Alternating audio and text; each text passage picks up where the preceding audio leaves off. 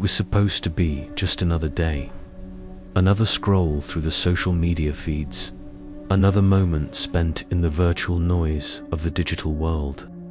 But there are times when the noise becomes something else entirely, an unsettling hum that lingers in the back of your mind. You start looking closer, peering beyond the filtered masks, seeking something that feels off, something that doesn't quite sit right. And then, without warning, you stumble upon it. A single account, innocuous at first. A child's face, posed with the innocent smile of youth, a school uniform in perfect, pristine condition. The captions are gentle: "I love school, going to class today, ready to learn." A life that seems too clean, too perfect to be real. The photograph, framed in bright filters, gleams with the kind of polish that only social media can provide. Yet beneath it, you feel something unsettling stirring. An instinctive unease, something feels wrong. But it's nothing, right? Just a harmless account. And then, there's another. And another. The same pristine school uniforms. The same fake smiles. The same idyllic stories of daily routines and classroom adventures. But now, you start to see the pattern. The posts begin to twist in odd directions. A heavy layer of red lipstick on a child's lips, faces turned ghostly pale, their eyes too vacant, too distant. Some images seem almost too perfect, like they were generated by a machine, edited by hands that weren't those of the children in the pictures. You start to ask questions. Why is the child's skin so unnaturally smooth? Why are they always so composed, so poised? Why are they never laughing or playing with other children? What is this? As the investigation begins. What was once an innocent search into peculiar online accounts morphs into a labyrinth of horror and confusion. Accounts that seemed harmless on the surface are steeped in ambiguity, in something darker, chilling reflection of a world you didn't want to see. But it isn't just the images that disturb you. It's the language. The posts don't just stop at "I love school." There are hints, small details woven into the text that suggest something deeper, something sinister. One account, which goes by a seemingly innocent name, starts warning about the dangers of online predators. The mother of a young child, at least. That's what the bio claims, mentions how the world is full of grown adults posing as children. She warns of a man who pretends to be a boy online, a man whose intentions are twisted and perverse. At first, this seems like a helpful, well-meaning post. Perhaps this account is simply trying to protect other parents and children. But then the tone shifts. The warnings become personal. They aren't just about the faceless predators out there anymore. The content starts to feature images of the child, now oddly edited, strange, almost grotesque manipulations of innocence.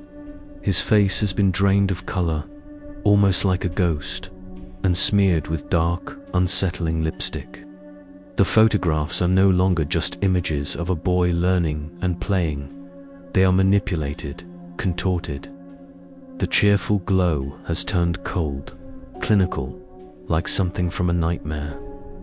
The posts become fragmented, disjointed collages of unnerving pictures. Words strung together in ways that don't make sense. Dark, cryptic messages that hint at something far more disturbing than just the exploitation of children.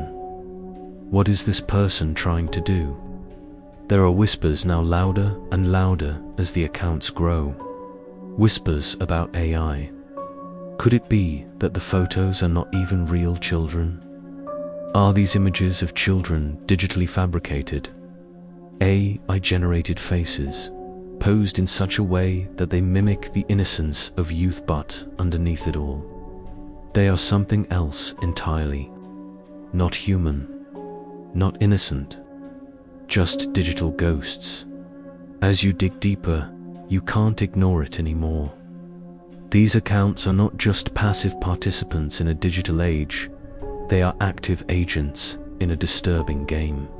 They are controlled by someone with a purpose, someone who has crossed a line between age play and something much darker. And then the second account surfaces.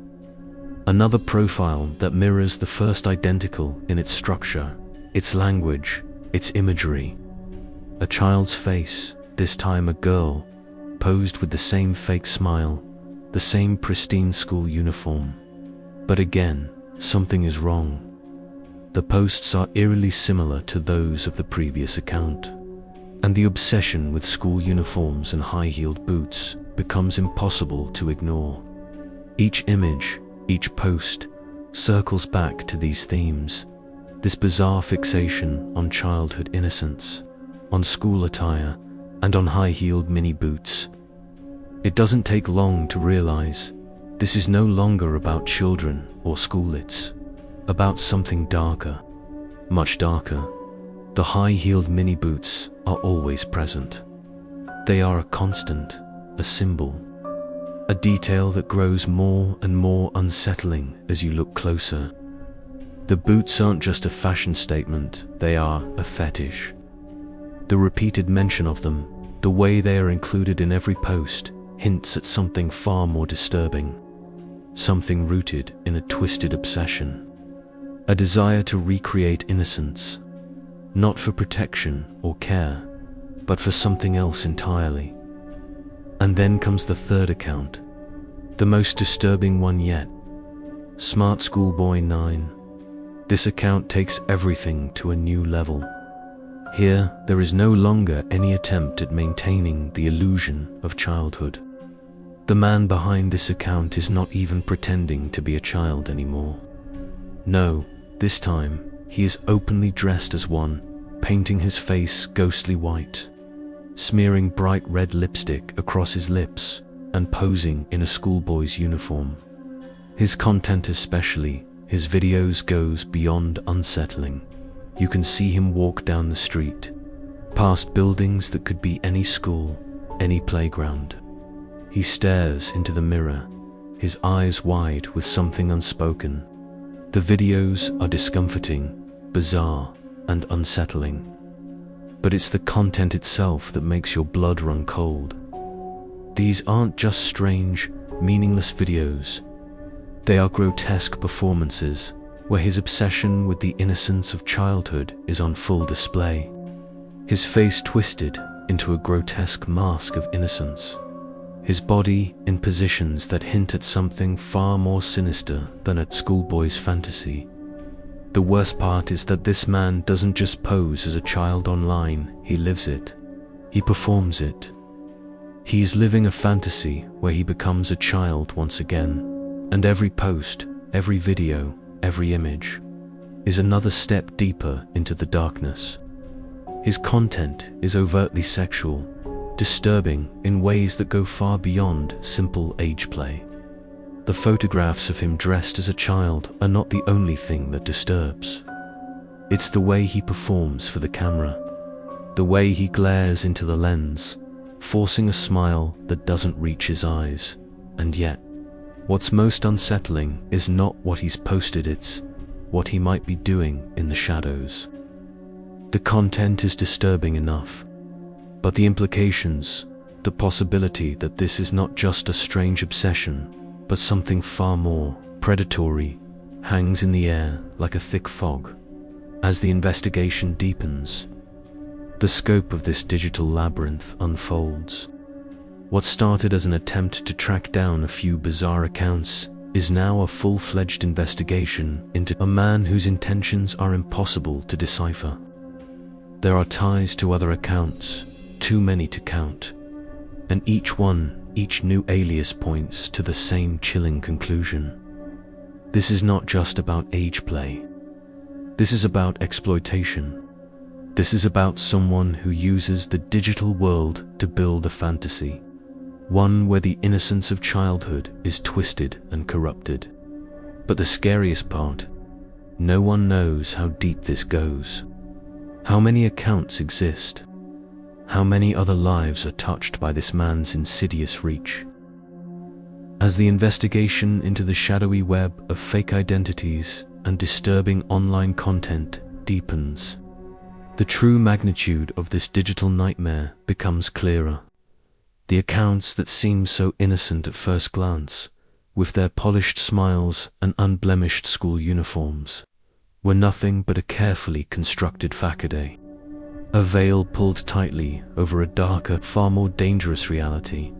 The man behind these accounts, David Alter, or whatever name he chose to hide behind, was not just living out an unsettling fantasy. No, what he had created was a world, a universe that existed solely for his pleasure, one built on the lies of fake children, manipulated images, and, most disturbingly, real children whose identities were exploited for his sick desires. Each account he built, each name he adopted, was another layer to the disturbing persona he had carefully cultivated over years. These accounts were not just digital playthings, they were tools, designed to lure in the vulnerable, to trap them in a network of deception and manipulation. They were weapons in a psychological game where the stakes were nothing less than the safety and innocence of children. The images began to grow more grotesque with each passing day. At first, it was simple, an edited photo here, a manipulated image there.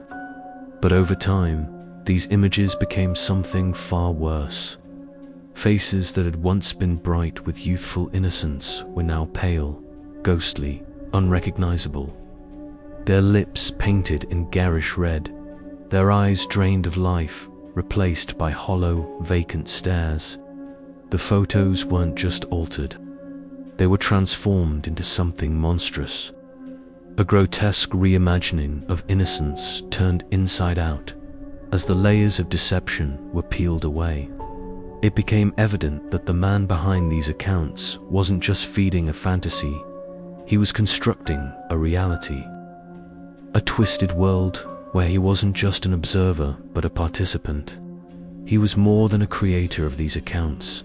He was living within them, inhabiting their personas, performing the roles of child, mother, and predator all at once. The accounts didn't exist in isolation either. They interacted. They followed one another. They exchanged messages and comments, all designed to create a sense of authenticity. To the outside observer, these accounts seemed like a group of interconnected children, sharing their lives, their experiences. But to anyone paying closer attention, it became clear. These interactions were nothing more than an elaborate performance. A fake reality built to lure others into his web, one of the most unsettling characters to emerge from this world was the Stephanie persona. A 12-year-old girl, she wasn't just a passive creation. She was the star of her own show, weaving through the digital landscape with ease, her life unfolding through the carefully crafted posts of her fake accounts. Her poetry, filled with strange, unsettling phrases, was the perfect vehicle for her creator's perversion. Innocent words, seemingly harmless, were laced with veiled references to something far darker, something that lurked just below the surface. I race to complete my poems when I've got an early start. One poem read, heart racing, mixed rhythms, maximizing miracles. On the surface, it seemed like the ramblings of a young girl excited to get through her day, perhaps preparing for a school project. But the deeper meaning was clear to anyone who cared to look. The poem was about more than just the excitement of starting a task. It was about something else, something far more disturbing. A need to perform, a need to please. But Stephanie wasn't alone in this twisted universe. Other personas, each more disturbing than the last, began to emerge. There was girl Chloe, another supposed child, whose content mirrored that of truth sticks, and smart schoolboy 9. She, too, was obsessed with school uniforms, high heels, and strange sexualized imagery. Unlike the others, her posts were filled with references to online predators, warnings about the dangers of the internet. But here was the chilling part. These posts weren't about protecting children from harm. They were about justifying the very behavior that they were warning against. It was as if the man behind these accounts knew what he was doing was wrong, but he needed to deflect attention from his own actions by painting himself as a protector, a predator pretending to be a savior. It was clear now that these accounts weren't simply about creating fake children.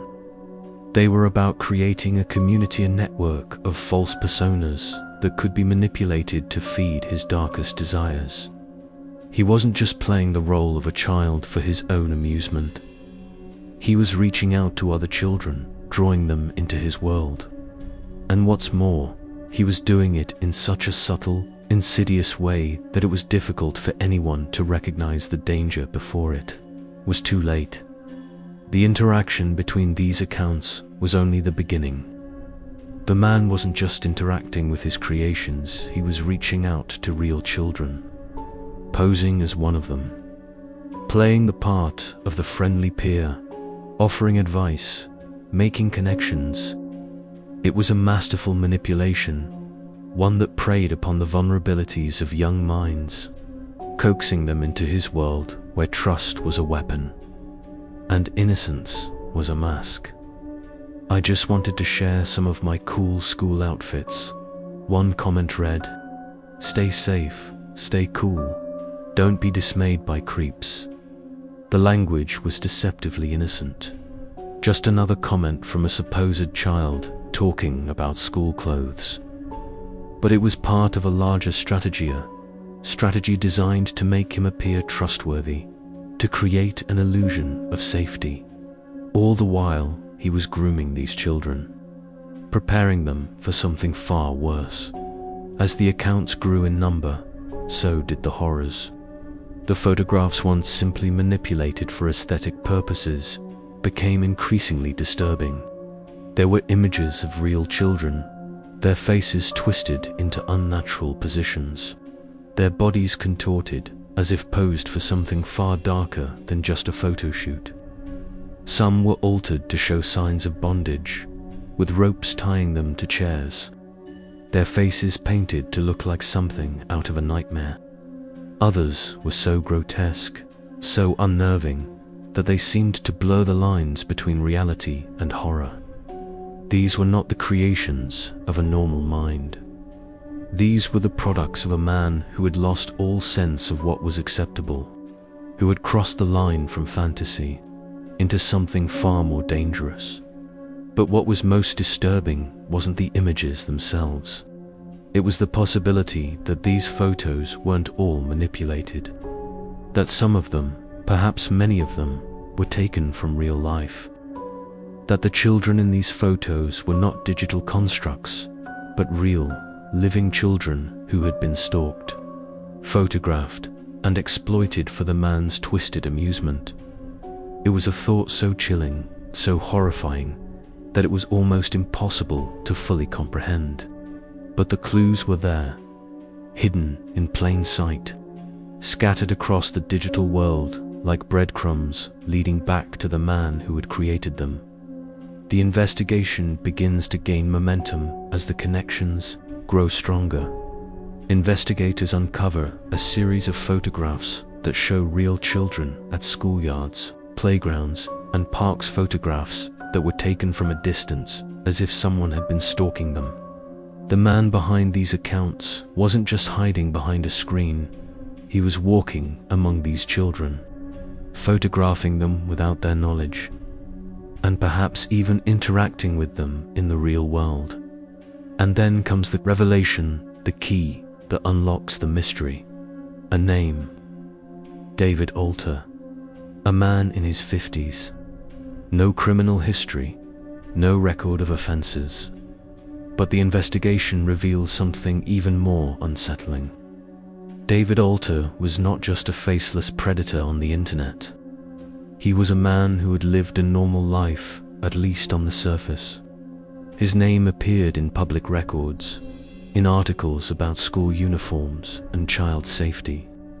He had been living in plain sight, all the while constructing his twisted universe in the digital world.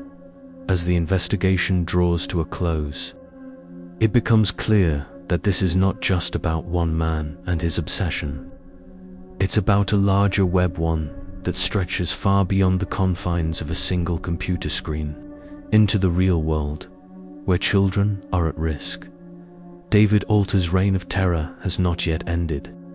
It is a race against time to stop him before more lives are shattered, before more children fall victim to his twisted desires. But one thing is certain: this is only the beginning.